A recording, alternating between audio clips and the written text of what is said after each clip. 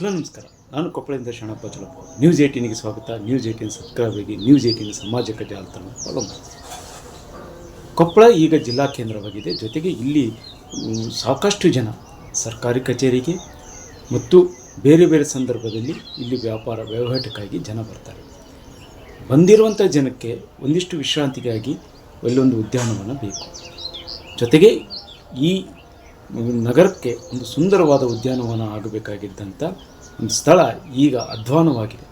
ಅದು ಉದ್ಯಾನವನಕ್ಕಿಂತ ಉದ್ಯಾನವನ ಅನ್ನುವಂಥ ರೀತಿಯಲ್ಲಿ ಅದು ಮಾರ್ಪಟ್ಟಿದೆ. ಕೊಪ್ಪಳ ನಗರದ ಹೃದಯ ಭಾಗದಲ್ಲಿರುವಂಥ ಕಾವ್ಯಾನಂದ ಪಾರ್ಕ್ ಅಂದರೆ ಈಶ್ವರ ಪಾರ್ಕ್, ಅದನ್ನು ಏನು ಕೊಪ್ಪಳ ಜಿಲ್ಲೆಯರಾಗಿರುವಂಥ ಸಿದ್ದಯ್ಯ ಪುರಾಣಿಕರ ಹೆಸರಲ್ಲಿ ಅದನ್ನು ಕಾವ್ಯಾನಂದ ಪಾರ್ಕ್ ಅಂತಂದು ಒಂದು ನಾಮಕರಣ ಮಾಡಿ ಅದನ್ನು ಅಭಿವೃದ್ಧಿಪಡಿಸಬೇಕಾಗಿದೆ. ಆದರೆ ಹೆಸರು ಮಾತ್ರ ಕಾವ್ಯಾನಂದ ಆಯಿತು, ಆದರೆ ಅಲ್ಲಿ ಯಾವುದೇ ಆನಂದ ನೀಡುವಂಥ ಕೆಲಸ ಆಗ್ತಾಯಿಲ್ಲ. ಒಂದು ನಗರಸಭೆ ಇದನ್ನು ನಿರ್ಲಕ್ಷ್ಯ ಮಾಡಿದ್ದೇ ಕಾರಣಕ್ಕಾಗಿ ಇದು ಅನೈತಿಕ ತಾಣವಾಗಿದೆ, ಜೊತೆಗೆ ಅಧ್ವಾನವಾಗಿದೆ. ಈ ಹಿಂದೆ ಈ ನಗರಸಭೆಯಿಂದ ಈ ಉದ್ಯಾನವನವನ್ನು ಅಭಿವೃದ್ಧಿಪಡಿಸೋಕ್ಕೆ ಸಾಕಷ್ಟು ಯೋಜನೆಗಳನ್ನು ತಂದರು. ಜೊತೆಗೆ ಆಗಾಗ ಅದರ ಮೇಲೆ ಖರ್ಚು ಮಾಡ್ತಾ ಇರೋದು ಕಂಡು ಬರ್ತಾಯಿದೆ. ಇಲ್ಲಿ ಏನು ಈ ಬಡಾವಣೆಯ ಜನಕ್ಕಾಗಿ ಒಂದಿಷ್ಟು ವಾಕಿಂಗ್ ಪಾತ್ ಇದೆ, ಜೊತೆಗೆ ಜಾಕಿಂಗ್ ಇದೆ, ಜೊತೆಗೆ ಇಲ್ಲಿ ಬಂದಿರುವಂಥವರಿಗೆ ಲಘು ವ್ಯಾಯಾಮಕ್ಕಾಗಿರುವಂಥ ಜಿಮ್ ಉಪಕರಣಗಳಿವೆ, ಮಕ್ಕಳ ಆಟಿಕೆಗಾಗಿ ಸಂಬಂಧಿವೆ. ಎಲ್ಲವನ್ನೂ ಅಳವಡಿಸಿದ್ದರೂ ಸಹ ಕಳೆದ 10 ವರ್ಷಗಳಲ್ಲಿ ಅದು ಸಂಪೂರ್ಣವಾಗಿ ಹಾಳಾಗಿದೆ. ಜೊತೆಗೆ ಇಲ್ಲಿ ಅಲ್ಲಲ್ಲಿ ನೀರುಗಳಂತೂ ಅದು ಕೊಳಚೆ ಪ್ರದೇಶವಾಗಿದೆ. ಇನ್ನು ಕೊಪ್ಪಳ ನಗರಕ್ಕೆ ಬರುವಂಥ ಜನ ಯಾವುದೋ ಸರ್ಕಾರಿ ಕಚೇರಿಯೋ ಅಥವಾ ಯಾವುದೋ ಸಂದರ್ಭಕ್ಕೆ ಬಂದವರು ಒಂದಿಷ್ಟು ಸಂದರ್ಭದಲ್ಲಿ ಅಲ್ಲಿ ನಿಂತು ವಿಶ್ರಾಂತಿಯನ್ನು ಪಡ್ಕೊಂಡು ಮತ್ತೆ ಹೋಗಬೇಕು ಮತ್ತು ಸಮಯ ಕಳೆದಕ್ಕೆ ಇದೊಂದಿಷ್ಟು ಉದ್ಯಾನವನ ಆಗಬೇಕಾಗಿತ್ತು. ಆದರೆ ಬಂದಿರುವವರಿಗೆ ಇಲ್ಲಿ ಯಾವುದೇ ರೀತಿಯ ಸೌಲಭ್ಯ ಇಲ್ಲ, ಕುಳಿತುಕೊಳ್ಳೋಕ್ಕೂ ಸಹ ಸರಿಯಾಗಿಲ್ಲ ಮತ್ತು ಜನ ಮೂಗು ಮುಚ್ಚಿಕೊಂಡು ಬರಬೇಕಾದಂಥ ಸ್ಥಿತಿ ಇದೆ.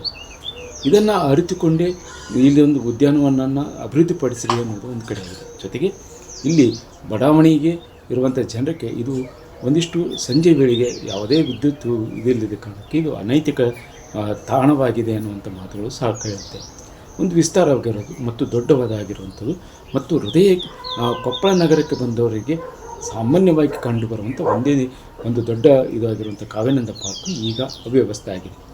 ಜೊತೆಗೆ ಏನು ಹೊಸ ಬಡಾವಣೆಗಳಾದಾಗ ಮತ್ತು ಎಲ್ಲೆಲ್ಲಿ ಆದಾಗ ಅಲ್ಲಲ್ಲಿ ಸಣ್ಣ ಸಣ್ಣ ಪಾರ್ಕ್ಗಳಿದ್ದು ಅವು ಸ್ಥಿತಿ ಸಹ ಇದೇ ರೀತಿ ಇದೆ. ಆದರೆ ಒಂದು ದೊಡ್ಡ ಪಾರ್ಕನ್ನು ಅಭಿವೃದ್ಧಿಪಡಿಸದೇ ಇರುವಂಥ ನಗರಸಭೆಯ ಬಗ್ಗೆ ಜನ ಆಕ್ರೋಶವನ್ನು ವ್ಯಕ್ತಪಡಿಸ್ತಾ ಇದ್ದಾರೆ. ಒಂದು ಇನ್ನು ಬೇಸಿಗೆ ಆರಂಭವಾಗ್ತಾಯಿದೆ. ಕೊಪ್ಪಳ ನಗರದಲ್ಲಿ ಇದು ಬಿಸಿಲು ನಾಡು. ಒಂದು ಬೇಸಿಗೆಯಲ್ಲಿ ಸರಿಸುಮಾರು 43-44 ಡಿಗ್ರಿ ಸೆಲ್ಸಿಯಸ್ ಇದೆ. ಈ ಬಿಸಿಲಿನ ತಾಪಕ್ಕೆ ಬಂದಿರೋರಿಗೆ ಒಂದಿಷ್ಟು ನೆರಳನ್ನು ನೀಡಿ ಅಲ್ಲಿ ಒಂದಿಷ್ಟು ವಿಶ್ರಾಂತಿ ಪಡೆದರೆ ಎಷ್ಟೋ ಆಹ್ಲಾದಕರ ಮತ್ತು ಮುದು ನೋಡುವಂಥ ಸ್ಥಿತಿ ಇದೆ. ಆದರೆ ಇದು ಮುದು ನೋಡೋದಕ್ಕಿಂತ ಮನಸ್ಸಿಗೆ ವಾಕರಿಕೆ ಬರುವಂಥ ಸ್ಥಿತಿಯಲ್ಲಿ ಈ ಉದ್ಯಾನವನ ನಿರ್ಮಾಣವಾಗಿ ಮಾರ್ಪಟ್ಟಿದೆ. ಈ ಕುರಿತು ಏನು ಜಿಲ್ಲಾ ಉಸ್ತುವಾರಿ ಸಚಿವರು ಆಗಿರುವಂಥ ಶಿವರಾಜ್ ತಂಗಡಿಗವರು ಕೇಳಿದರೆ, ಈಗ ಏನು ಅಮೃತ ಸಿಟಿ ಯೋಜನೆಯಲ್ಲಿ ಈ ಉದ್ಯಾನವನಗಳನ್ನು ಅಭಿವೃದ್ಧಿಪಡಿಸೋಕ್ಕೆ ಯೋಜನೆ ಸಿದ್ಧಪಡಿಸಿದ್ದೀವಿ, ಎಲ್ಲ ಇರುವಂಥ ಉದ್ಯಾನಗಳನ್ನು ಅಭಿವೃದ್ಧಿಪಡಿಸ್ತೀವಿ ಅನ್ನುವಂಥ ಮಾತನ್ನು ಹೇಳಿದ್ದಾರೆ. ಇದು ಸರ ಸ್ವಲ್ಪ ಭಾಳ ಡೆವಲಪ್ಮೆಂಟ್ ಆಗ್ಬೇಕು. ಯಾಕಂದ್ರೆ ಇಲ್ಲಿ ಹಿರಿಯರು ಹುಡುಗರು ಎಲ್ಲರೂ ಬರ್ತಾರೆ ಸರ. ಹಂಗಾಗಿ ಈಗ ಸ್ವಚ್ಛತೆ ಒಂದು ಸ್ವಲ್ಪ ನೀಟಾಗಿ ನಗರಸಭೆ ಇದ್ರ ಬಗ್ಗೆ ಗಮನ ಹರಿಸ್ಬೇಕು ಸರ. ಇದು ಗಾರ್ಡನ್ ಒಂದು ಸ್ವಲ್ಪ ಹೈಲೈಟ್ ಆಗಿ ಮಾಡಿದ್ರೆ ಒಂದು ಸ್ವಲ್ಪ ಸೆಂಟ್ರಲ್ ಸಿಟಿಲಿದೆ. ಇಲ್ಲಿ ಸ್ವಚ್ಛತೆ ಭಾಳ ಇದು ನೀಟ್ನೆಸ್ ಇಲ್ಲ ಸರ. ನೀಟ್ನೆಸ್ ಮಾಡಬೇಕು. ಮತ್ತು ಏನದು ಒಂದು ಸ್ವಲ್ಪ ಗಾರ್ಡನ್ ಮಾಡಿದ್ರೆ ಒಂದು ಸ್ವಲ್ಪ ನೀಟ್ನೆಸ್ ಮಾಡಿದ್ರೆ ಮತ್ತು ಎಲ್ಲರೂ ಬರ್ತಿರ್ತಾರೆ ಸರ್, ನಾಗರಿಕರು ಬರ್ತಿರ್ತಾರೆ ಮತ್ತು ಅವು ಹುಡುಗರು ಚಿಕ್ಕ ಹುಡುಗರು ಗಾರ್ಡನ್ ಇಂಪ್ರೂವ್ಮೆಂಟ್ ಮಾಡ್ಬೇಕು ಸರ್. ಮಾಡಿದ್ರೆ ಹಾಕತ್ ಬಿಟ್ರೆ ಅದೇನು ಅಂತ ದೊಡ್ಡ ಅಷ್ಟೇನು ಖರ್ಚಿಂದಲ್ಲ. ಏನೋ ಸ್ವಲ್ಪ ಕ್ಲೀನ್ನೆಸ್ ಮಾಡಿದ್ರೆ ಈಗ ಇನ್ನೊಂದಿಷ್ಟು ಗಿಡ ಹಾಕ್ಯಾರಲ್ಲ ಗಾರ್ಡನ್ ಮಾಡ್ದಂಗೆ ಮಾಡಿ ನೀರಿಂದ ವ್ಯವಸ್ಥೆ ಐತಿ, ಹಾಕತ್ರಿ ಮಾಡಿದ್ರಲ್ಲ ಹಾಕತ್ರಿ. ಈಶ್ವರ ಪಾರ್ಕ್ ಈಗ ನಾನಾಗಲಿ ಕೇಳ್ಪಟ್ಟೆ ಸರ, ದಾಖಲೆ ಅದ್ರಾಗ ನೋಡಿದೆಪ್ಪ ಅಂದರೆ ಆಲ್ರೆಡಿ ಅದರ ಅಭಿವೃದ್ಧಿ ಮಾಡ್ತೀವಿ ಅಂತೇಳಿ ಬಿಲ್ಲು ಕೂಡ ಎತ್ತುವಳಿ ಆಗಿದೆ ಸರ್. ಇನ್ನೂ ಆದರೆ ಈಶ್ವರ ಪಾರ್ಕ್ ಅಭಿವೃದ್ಧಿ ಪಡಿಸಿಲ್ಲ. ಈಗ CSR ಫಂಡ್ ಇವರು ಕೈಗಾರಿಕೆ ಉದ್ಯಮಿ ಇವರು ಫ್ಯಾಕ್ಟ್ರಿಯರ್ ಅವರು ಹಾಕ್ತೀನಂತ ಮುಂದೆ ಬಂದಿದ್ರಂತೆ. ಈಗ ರಾಜಕೀಯ ವ್ಯಕ್ತಿಗಳು ಏನೋ ಬೇಡ, ಅದು ಸರ್ಕಾರ ದುಡ್ಡು ಹಾಕೋಣ, ಅದಕ್ಕೆ ಬೇರೆ ಬಳಕೆ ಮಾಡೋಣ ಅಂತ ಅನ್ನೋದು ಒಂದು ಮಾತು ಕೇಳಿ ಬಂದ ಸರ. ಅದು ಎಷ್ಟು ಸತ್ಯ ಐತೆ ಏನೋ ಗೊತ್ತಿಲ್ಲ ಸರ. ಈಗ ಸರ್ಕಾರ ದುಡ್ಡು ಮಾತ್ರ ಅದ್ರ ಖರ್ಚಾಗೈತೆ, ಸರ್ಕಾರ ದುಡ್ಡು ಖರ್ಚಾಗೈತೆ. ಸ್ಥಿತಿ ಅದು ಈಗ ನೋಡಕತ್ತೀವಿ ಸರ್. ಏನು ಅದು ಹೋಗೋದು ಜನರು ಕುಂದ್ರೋದು ಹಲ್ಟಿ ಹೊಡೆಯೋ ಒಂದು ಪಾರ್ಕ್ ಆದಂಗೆ ಆಗೈತೆ. ಅಲ್ಲಿ ಏನೋ ಹೆಣ್ಮಕ್ಳು ಲೇಡೀಸ್ ಹೋಗೋ ಪಾರ್ಕ್ ಅಲ್ಲದು. ಈಗ ಯಾರು ಬೇಕಾದ್ರೆ ಅಲ್ಲಿ ಹೋಗಿ ರೆಸ್ಟ್ ಮಾಡೋಕ್ಕಂತ ಹೋಗ್ತಾರೆ. ಅಲ್ಲಿ ಸಾಯಂಕಾಲ ಮಕ್ಕಳು ಮಹಿಳೆಯರು ಹೋಗಿ ಸ್ವಲ್ಪ ಅವರು ವ್ಯಾಯಾಮ ಮಾಡಿ ಸ್ವಲ್ಪ ಅವರು ಶಾಂತಿ ಸ್ವಲ್ಪ ಮನಃಶಾಂತಿಗೆ ಸುಖಾರ ಹೋಗಿ ಕುಂದ್ರಬೇಕನ್ನೋ ಪಾರ್ಕ್ ಇಲ್ಲ. ಈಗ ಆ ಸ್ಥಿತಿ ನೋಡಿದರೆ ಆ ಪಾರ್ಕ್ ಅನ್ನೋ ಸ್ಥಿತಿ ಹೋಗಿಬಿಟ್ಟ ಸರ. ಈಗ ಕೊಪ್ಪಳ ನಗರದ ಹೃದಯ ಭಾಗದಲ್ಲಿದೆ ಆ ಪಾರ್ಕು. ಎಷ್ಟೋ ವರ್ಷಗಳಿಂದ ಯಾವುದೇ ಅಭಿವೃದ್ಧಿ ಮಾಡ್ತೀವಿ ಅಂತೇಳಿ ಆ ಪಾರ್ಕನ್ನು ಅಭಿವೃದ್ಧಿ ಮಾಡಿಲ್ಲ. ಕೊಪ್ಪಳಕ್ಕೆ ನಗರದಲ್ಲಿ ಇರ್ತಕ್ಕಂಥ ಪ್ರಮುಖವಾದಂಥ ಪಾರ್ಕು. ಸಾಕಷ್ಟು ಜನ ಬರೋ ಜನ ಅಲ್ಲಿ ಬಂದು ಒಂದಿಷ್ಟು ವಿಶ್ರಾಂತಿಯನ್ನು ಪಡಿತಕ್ಕಂಥದ್ದಿದೆ ಮತ್ತು ಬೇರೆ ಬೇರೆ ಜನ ಅಲ್ಲಿ ಆಫೀಸರ್ಸ್ ಕೂಡ ಬರ್ತಾರೆ. ಆದರೆ ಅಲ್ಲಿ ಮೂಲಭೂತವಾಗಿ ಬೇಕಾದಂಥ ಸೌಲಭ್ಯಗಳು ಕೂಡ ಯಾವುದೇ ನಗರಸಭೆ ಆಗಿರ್ಬೋದು ಮತ್ತು ಸಂಬಂಧಪಟ್ಟ ಅಧಿಕಾರಿಗಳಿರ್ಬೋದು ಯಾರೂ ಕೂಡ ಅದ್ರ ಬಗ್ಗೆ ಗಮನ ಹರಿಸ್ತಾ ಇಲ್ಲ.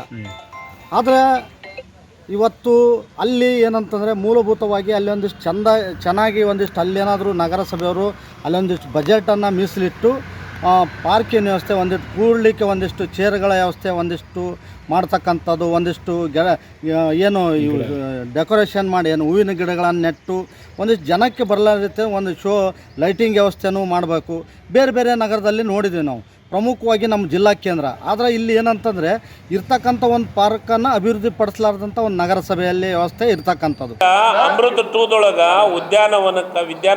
ಉದ್ಯಾನವನಕ್ಕೆ ಈಗಾಗಲೇ ಟೆಂಡರ್ ಕರೆದೀವಿ, ಅದನ್ನು ಕಂಪ್ಲೀಟ್ ಮಾಡೋಂಥ ಕೆಲಸ ಮಾಡ್ತೀವಿ.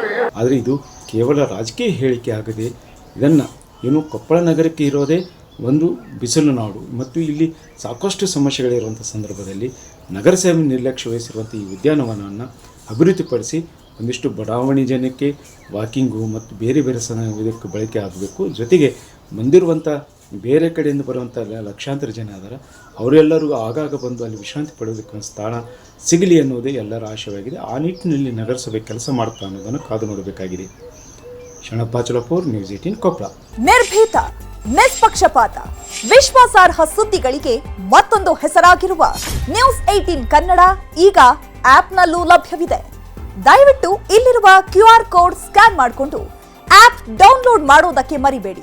ನಿಮ್ಮ ಬೆಂಬಲ ಹೀಗೆ ಸದಾ ನಮ್ಮೊಂದಿಗಿರಲಿ. ಧನ್ಯವಾದ.